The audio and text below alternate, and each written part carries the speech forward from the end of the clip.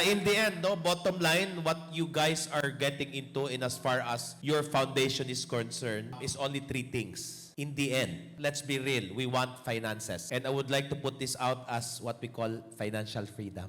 Anong ibig sabihin? That I need not to think about money, need not to worry about money, because money is like an air, it will just run after me. Again, it may not happen now, but this is your foundation. Think of abundance. Because abundance is never what you do, it's never what you have, but it's who you have become. Do you know some people, they have too much money, but they don't have time? If there's one thing I'll guarantee you, this one we're doing, you also have number 2, time freedom. But if you have all the money in the world and you have all the time in the world, that's boring. I know a lot of people like that. That's why what they do a lot of things, crazy things, just to what? To numb. To feel significant.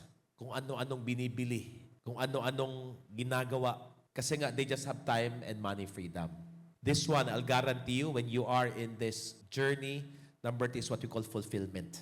Now, will it happen right away? I don't know, but depending on how intense you are with your mastery work.